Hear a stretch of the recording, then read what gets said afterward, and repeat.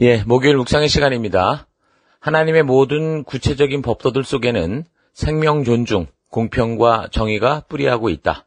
하나님의 모든 구체적인 법도들 속에는 생명 존중, 공평과 정의가 뿌리하고 있다. 자, 이런 제목으로 오늘 묵상 함께 나누겠습니다.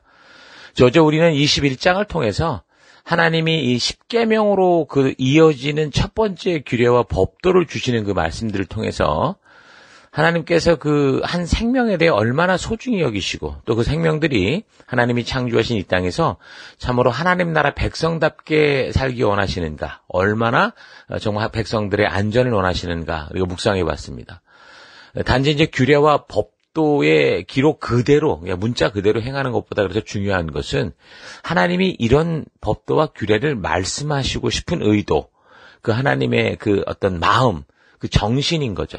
그래서 인권, 생명을 소중히 여기시는 이 하나님의 의도, 이 하나님의 뜻을 잘 염두에 두면 때로 주인이 노예를 마음대로 하는 것 같이 느껴지는 법도 문자적으로 보면, 근데 그게 그런 뜻이 아니라는 것을 알 수 있다고 그랬습니다.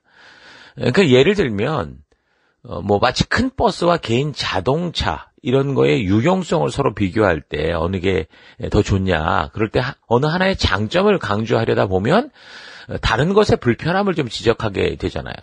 그것 때문에 둘 다 틀렸다 그렇게 말하는 거 아니잖아요. 어떤 주제에 대해 강조하기 위해서 다른 것을 좀 비교해서 설명하는 그런 상황일 뿐인 거죠. 그런 것과 같은 겁니다. 그래서 우리는 하나님의 말씀, 법도와 규례들을 살필 때 문자 기록 그대로 읽으면서 이해해야 하는 건 맞아요. 그러나 하나님께서 이런 법도와 규례를 주시는 그 정신, 그 의도, 그 뜻을 항상 염두에 두고 우리가 이 해석과 분별이 필요한 겁니다. 그러니까 하나님이 주시는 모든 법들 속에는 항상 뭐가 있다고 그랬습니까? 생명 존중, 공평과 정의라는 그 하나님이 창조주로서 분명히 이 땅을 계획하셨던 그런 하나님의 뜻이 깔려 있다라는 걸 우리가 분명히 볼 수 있는데, 그래서 계속해서 이제 22장을 좀 살펴보면요. 22장에는 재산권과 여러 행위 규범에 대해서 나옵니다. 1절에서 4절까지는 절도에 대해서, 5절에서 6절은 실수로 인한 배상에 대해서, 7절에서 13절은 보관물에 대해서, 그리고 14절에서 15절은 차용물에 대해서, 그리고 16절에서 17절은 혼인, 빙자, 간음에 관한 이런 이야기입니다. 한 공동체를 살아가면서 서로 인격과 재산을 존중할 수 있도록 하는 그런 뜻이 담긴 거죠. 그러니까 하나님이 조치해 주시는 이 법의 핵심은 문제를 처리할 때 불공평하게 생기게 되는 그 상호 불신의 결과 그 공동체가 스스로 자멸하고 파괴되는 것을 방지할 수 있는 그 공평과 정의 사회를 구현하는데 그 초점이 있다고 볼 수 있습니다. 하나님은 사랑과 자비가 한없으신 하나님이시지만 그 죄의 대가를 위해서 어떻게 하셨어요? 그의 독생자 예수 그리스도까지 오셔서 십자가의 죽음으로 그 대가를 치르게 하시는 분이시죠. 자, 그래서 우리는 성경을 읽을 때 무조건 사랑 이것만 갖고 읽어서는 안 된다는 거죠. 또 그렇다고 무조건 법, 규례 이런 것만 따져서 읽어서 되는 것도 아닙니다. 그러니까 하나님의 사랑과 그리고 하나님의 공의가 동시에 공존하고 있는 이 하나님의 뜻을 잘 기억하며 살펴가야 되는데, 그게 이제 확실하게 보여준 게 뭐라고 할 수 있겠습니까? 바로 십자가입니다. 십자가는 정말 죄에 대한 타협이 없는 심판이죠. 죽음입니다. 그런데 그곳에서 뭐가 있어요? 그 죄인들을 위한 희생의 죽음이 있잖아요. 그래서 우리가 이런 부분들을 잘 생각하면서 항상 염두에 두고 지금 우리가 살피고 있는 이 좀 더 구체적인 사회법 같은, 우리 21장 어저께 살폈고 22장 여기 지금 재산권이나 여러 행위 규범에 관련돼서도 항상 그런 포커스를 가지고 살펴가면 되겠습니다. 자, 그리고 18절에서 20절까지는 무당, 수간, 우상에 관한, 우상 행위에 관한 규례입니다. 하나님은 영적인 순결만 원하는 게 아니고요, 육체적인 순결을 동시에 원하시는, 그러니까 거룩한 삶을 항상 필요로 하십니다. 왜냐하면 육체적인 것은 영적인 것과 직결되기 때문이죠. 우리가 사람을 이해하고 설명하기 위해서 영, 육, 혼 이런 식으로 나눈다고 하지만, 그러나 우리 몸은 하나는 거예요. 그래서 하나님은 한 영혼을 담은 이 육체를 자기 감정과 욕구대로, 욕심대로, 본능대로 그렇게 사용하기를 원하지 않으시죠. 결국 영적인 그렇게 살다 보면 결국 영적인 안목이 어두워져서 다 욕심과 본능이 파는치는 세상이 되거든요. 그러면 결국 어떻게 됩니까?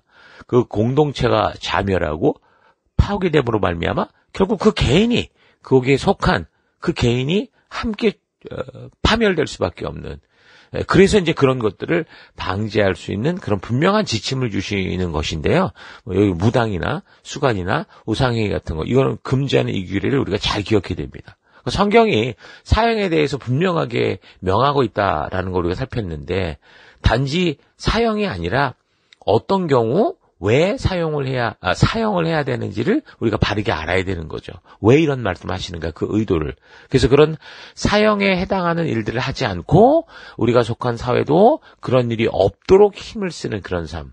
그러니까 우리가 예수를 믿는다고 정치와 떨어져 살 게 아니라는 거예요. 이 사회와 격리되어 사는 게 아니에요. 우리는 절과 같이, 불교의 절과 같이 어떤 산속 깊은 곳으로 들어가는 그런 게 아닙니다.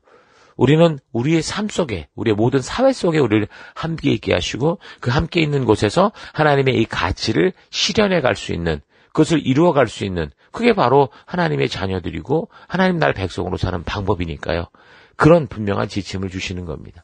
그래서 우리 사회 속에 결국은 이 사회를 무너뜨리고 파괴시킬 것들을 미리미리 차단하고 예방하는 그런 말씀들을 많이 해주시는 거죠. 그러니까 사형이 그래서 죽이는 게 목적이 아니라고 그랬잖아요. 창조주 하나님이 우리의 행복을 위해 분명하게 말씀해 주셨던, 우리의 안전을 위해 말씀해 주셨던 그 삶의 이 가치, 그 의도를 알아야, 그리고 지켜야 온 인류가 행복하게 살아갈 수 있기 때문에 정말 극단적으로 이 사회를 파괴시킬 수 있는 것들에 대해서는 하나님도 단호하게 사형이라는 어떤 기준을 분명히 주셔서 이 일에 대해서 더 훨씬 경각심을 가지고 조심할 수 있도록 그렇게 하시는 겁니다. 자, 그 다음에 21절에서 27절까지는 사회적 약자를 위한 규례입니다.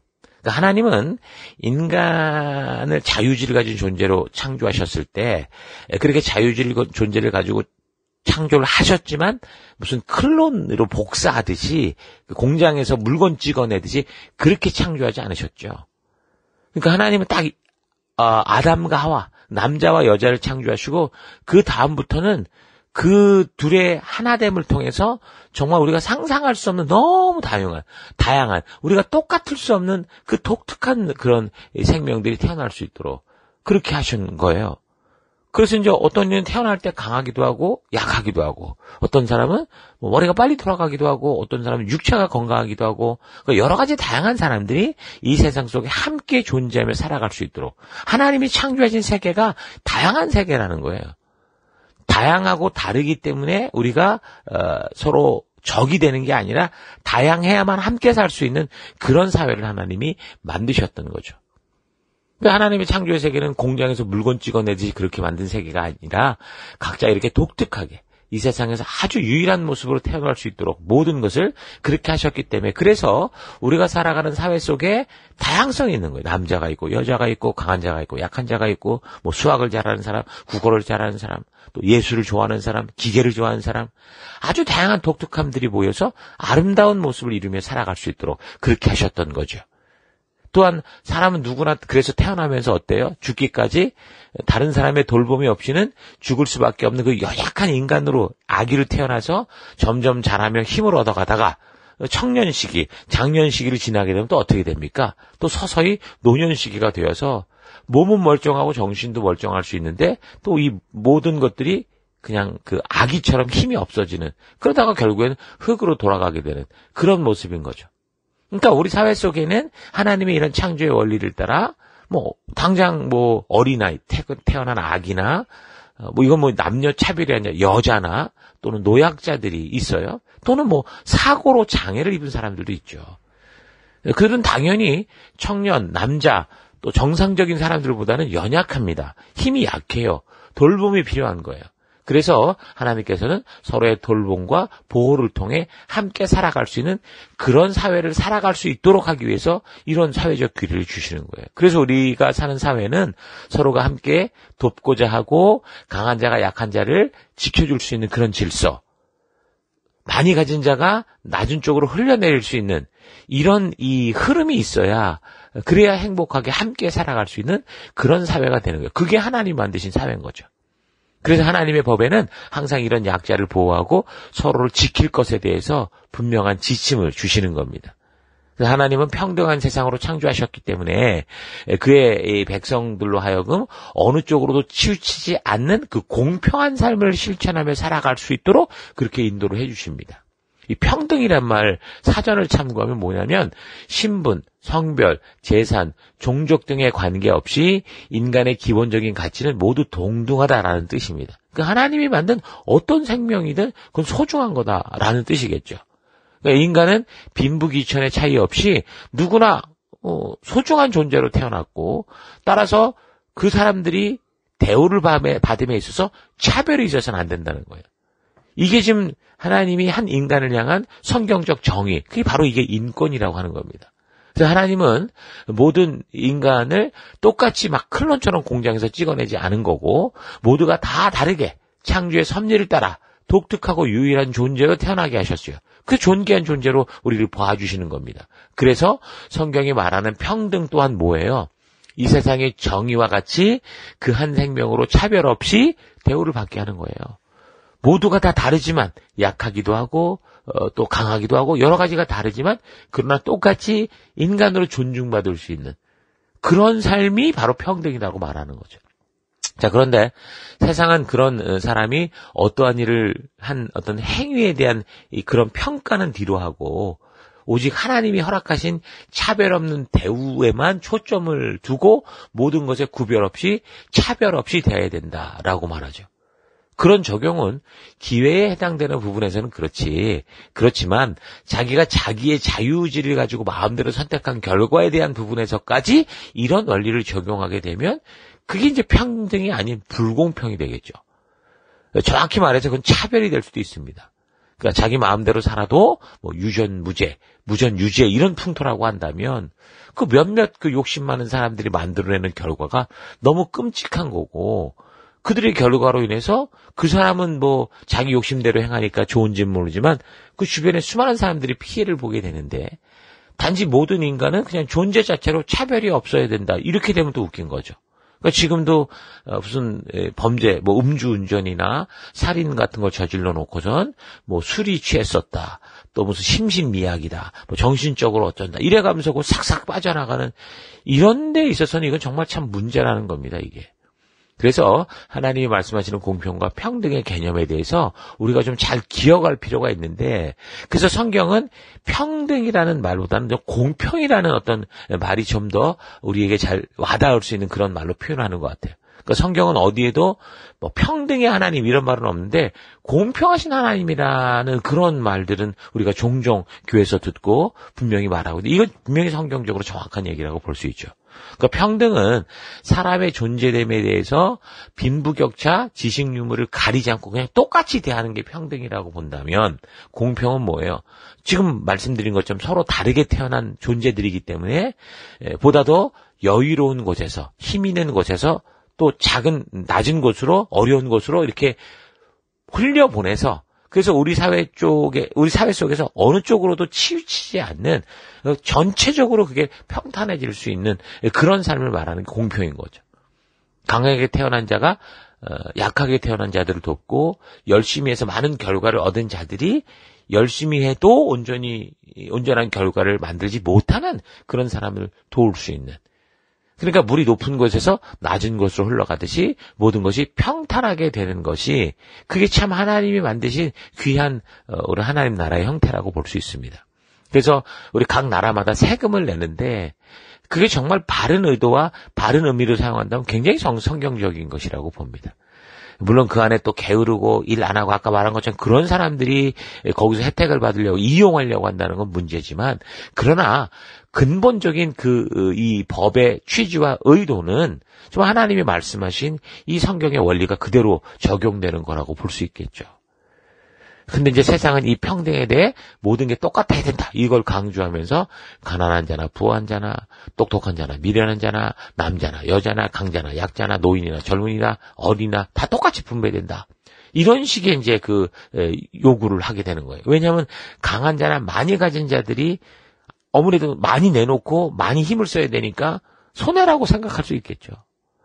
그러니까 평등이라는 말이 이게 하나님이 주신 독특함의 굉장히 중요한 의미인데 잘못 해석이 되면 공평이 전혀 없는 이상한 세상이 되는 거예요. 이런 세상이 그대로 그냥 욕심대로 사람들이 욕심대로 끌려가면 그게 이제 빈익빈 부익부의 세상이 되고 마는 거죠.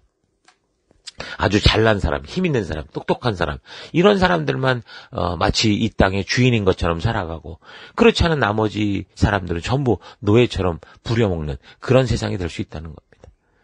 하나님은 이 땅을 창조하실 때 평등하게 모든 생명이 그 생명 자체를 존중받을 수 있도록 창조하셨기 때문에 이 평등한 삶에서 자기에게 주어진 상황을 가지고 어떻게 돼요? 서로 돕고 세우는 삶, 공평한 삶을 만들어가야 되는 거예요.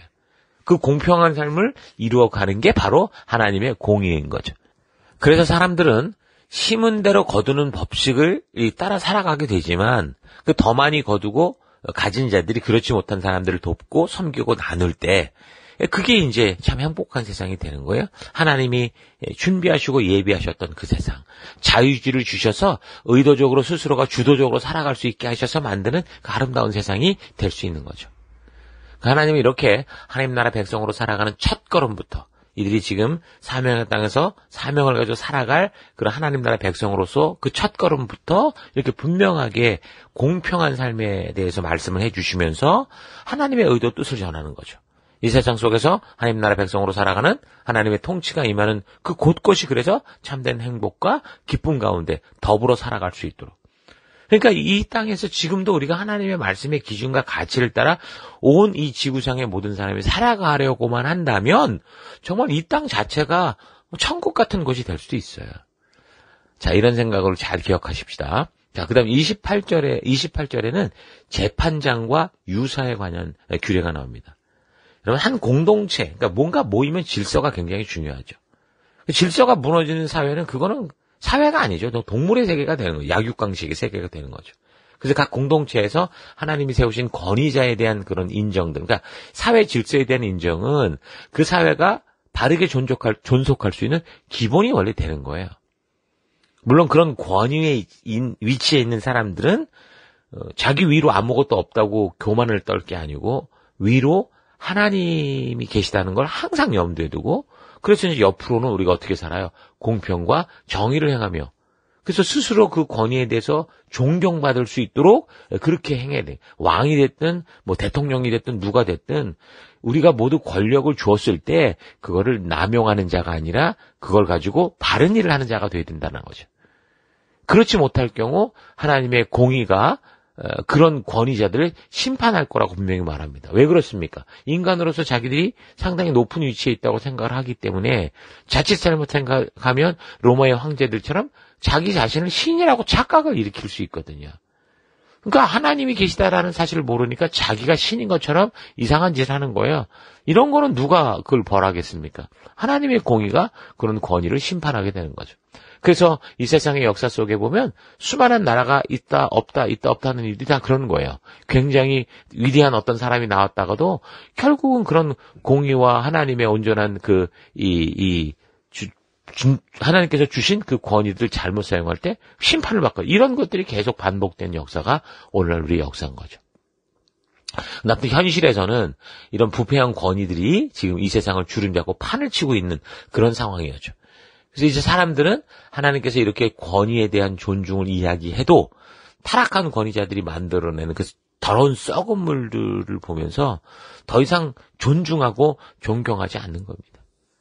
그러니까 그런 사람들, 지금도 대통령이 됐든 국회의원이 됐든 뭐 누가 됐든 간에 그 부패하게 살아가는 사람들을 보면 사람들이 별로 상종을 하지 않잖아요.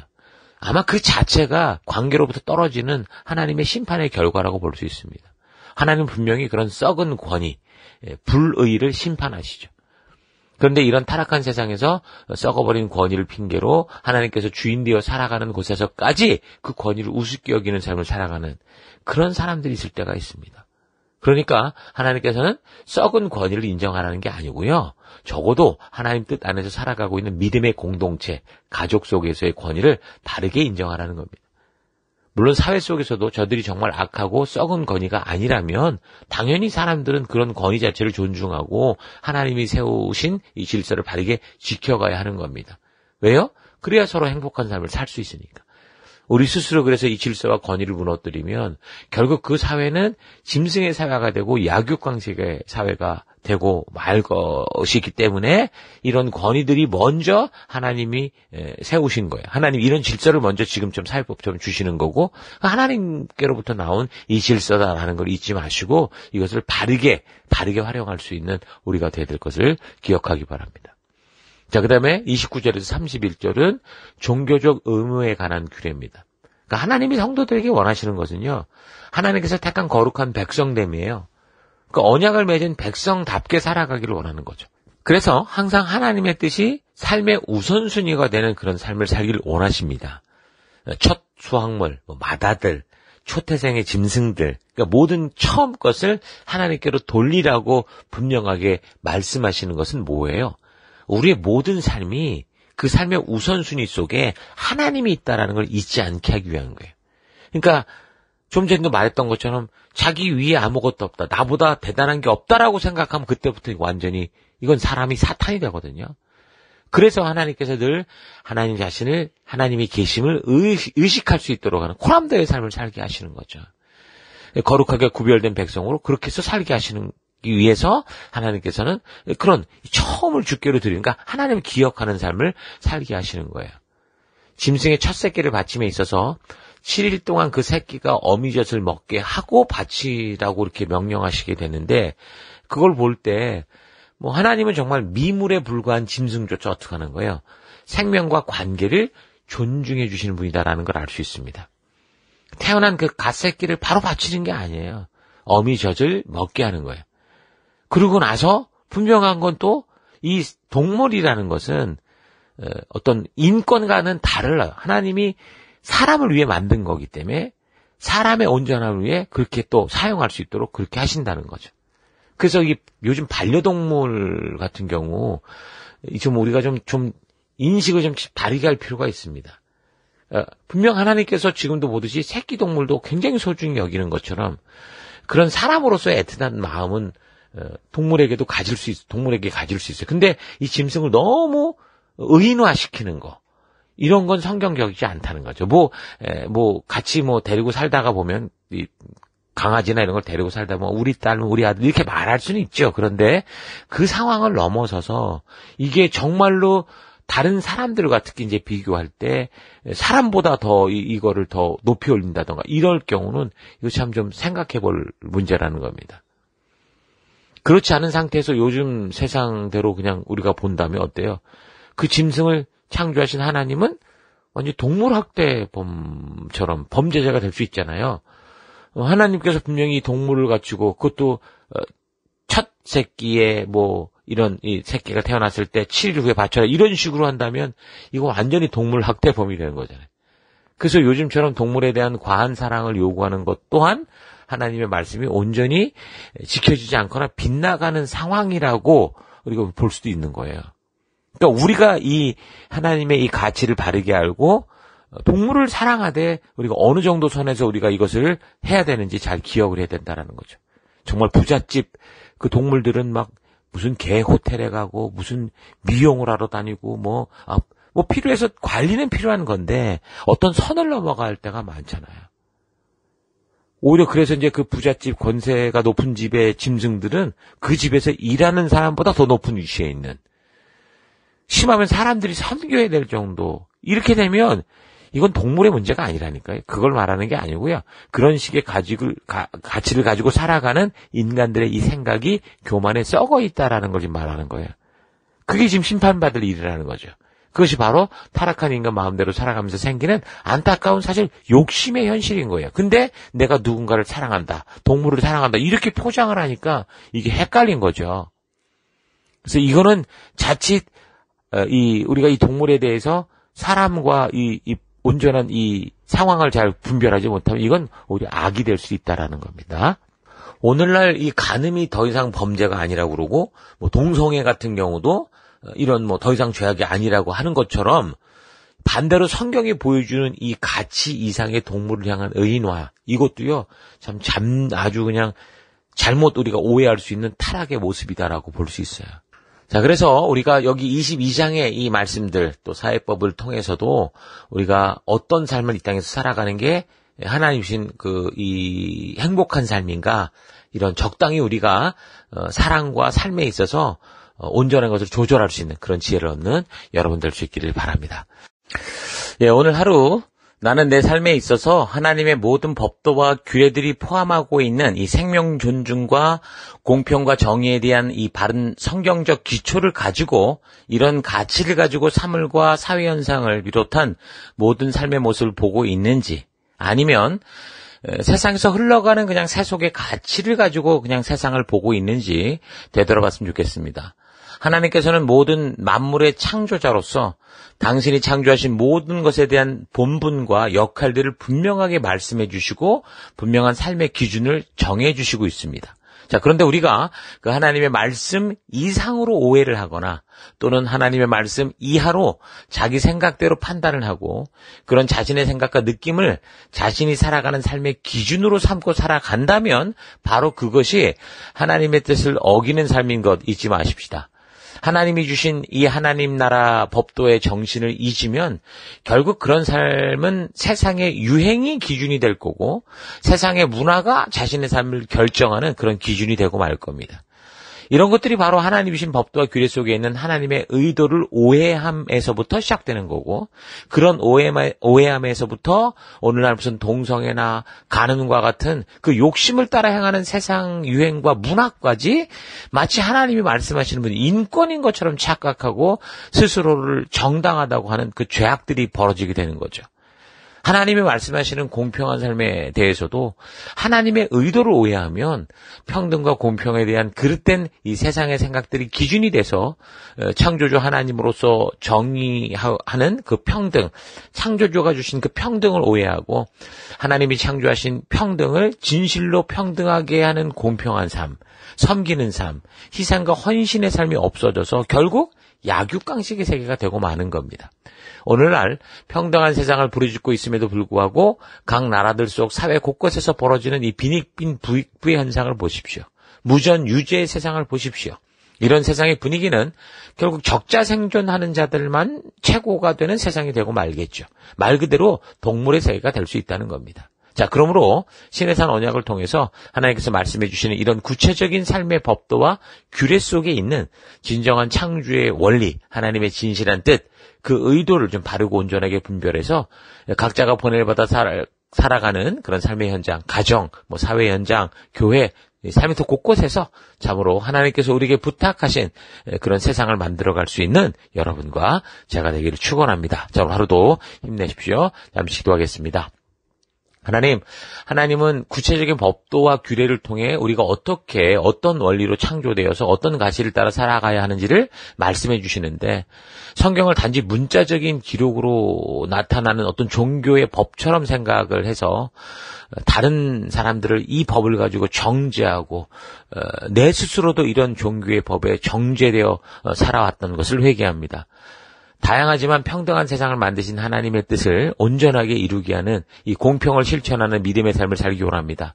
공평하게 하는 삶은 내 것을 줘야 되고 내가 먼저 희생하는 삶이 되어야 된다는 거 잊지 않고 오직 주의 진실한 뜻을 따라 나아가는 내가 되기 원합니다. 하나님 남과 비교하며 내가 없는 것을 탓하는 인생이 아니라 하나님께서 내게 주신 것으로 만족하며 내게 있는 것으로 함께 서로 나누고 섬기는 삶 살아가는 내가 되길 원합니다. 하나님이 주신 이 모든 구체적인 법들 속에는 하나님이 주신 행복과 평안이 있다는 거 잊지 않고 이 하나님의 뜻을, 하나님의 이 법도와 규례를 기뻐하며 즐거워하며 살아가는 우리가 되길 원합니다. 그 길로 이끄시고 인도하신 하나님 감사드리고 예수님 이름으로 기도했습니다. 아멘.